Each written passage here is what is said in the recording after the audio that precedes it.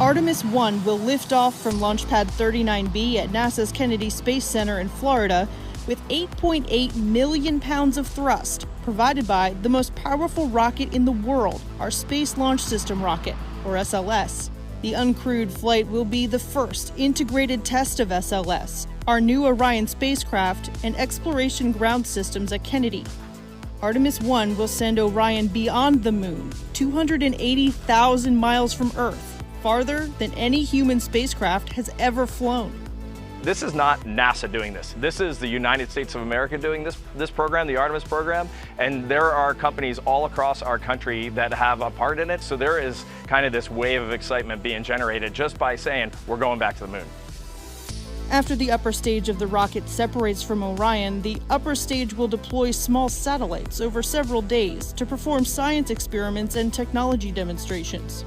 Orion will make its multi-day outbound trip to the moon, propelled by a service module provided by the European Space Agency. Engineers will test Orion's systems on the way to the moon.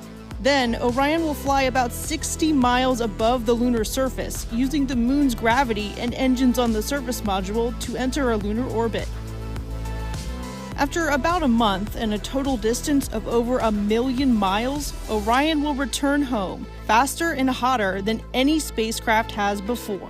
A primary goal of Artemis 1, ensure Orion safely returns to Earth before we fly with humans. When we do, we'll build our capability for sustainable lunar exploration, preparing us for missions farther into the solar system. Initially, what we'd like to do is start establishing a presence on the moon. So we're going to establish going back there on a regular basis, and then we'll end up setting up Gateway, and we would launch to the Gateway, and from Gateway land on the surface of the moon. We are there for weeks, months on end. And there, we're going to be able to test out all the hardware and the habitats and the hatches and the suits and the rovers that'll allow us to prove out those technologies. The moon will lead the way to Mars, and we should be there